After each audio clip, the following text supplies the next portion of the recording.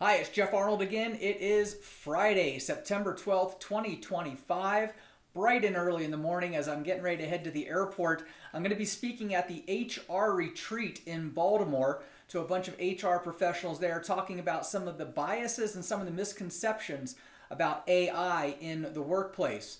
This week, I only have two topics I want to cover, but I'm going to give them a little more depth. The first one is a report that came out. They studied 70,000 job applicants and they gave them the opportunity to choose a human or AI, or it automatically chose for them. And of those 70,000 job applicants, the AI recruiter did a better job at pulling in quality applicants than the humans did. They had a 17% higher retention rate after 30 days, and the AI actually offered 12% more people jobs. Now, a lot of people find that controversial because they think that AI is going to eliminate the human touch of recruiting, and that's something that everybody has really found is not really true. This particular study was working with entry-level employees. So don't think about senior level executives. Think about people that are working on the front lines of, be it fast food or retail or jobs where you need to get a lot of volume of people because there is a lot of turnover and because you have a lot more need for those particular positions. So AI did a great job at interviewing those people. It stayed on course. It stuck with the script of what they really wanted to talk about as opposed to going off on some tangent. And they found that it worked extremely well. In fact, 78% of the people preferred having the AI interviewer rather than talking to a human. So let me know your thoughts below of whether you think that AI is going to replace the human aspect of interviewing, or whether you think this is a great tool for being able to interview those that are on the front line so that you can do it at scale.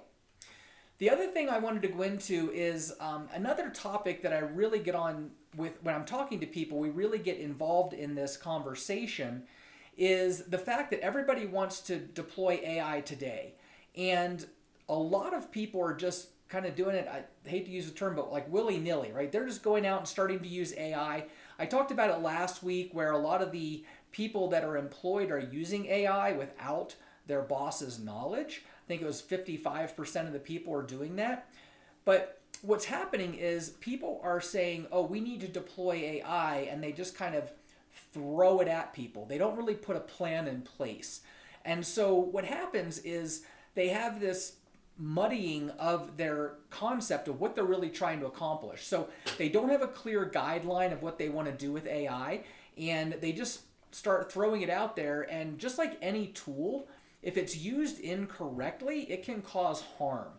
And if you're using a set it and forget it mindset, which is something that happens a lot when we build our automations, what happens is if you do a set it and forget it, AI is a generative thing. You need to work with it on a regular basis. And so you have to go back and tweak and massage and edit the prompt. So every time a new version of AI comes out, you need to make sure that it's still working with the new version. And so that's the piece that a lot of people forget about. They are so concentrated on getting AI into the hands of the team, they don't think about the proper way to really work on deploying AI into their agency in the proper manner. And it ends up being more of a hindrance than a help. So the big takeaway here is that AI isn't a magic wand. It is a tool that you can use. And the tools only deliver the value if they're guided by a smart strategy. So before you jump into the next AI trend or start to deploy AI tools that you haven't thoroughly vetted or thoroughly thought about how you're going to be able to use them in your organization, you want to make sure that you take that and say, what problem am I trying to solve? And how am I going to measure success? That's the difference between chasing the hype and building long-lasting results. At FourSpot Consulting, we have a three-part process we call our OpsMesh program. It meshes everything together. We start with OpsMap, which is going to be our audit. OpsBuild is where we actually deploy your automation and your AI. and an OpsCare plan that allows us to stay with you long term if you'd like us to, and help massage and tweak and make the edits that you need long term. So if you're thinking about deploying AI into your business or automation in general, and you'd love to have a conversation, I'd be super happy to have a conversation with you and talk about all the different opportunities you have to deploy it. Have a good weekend.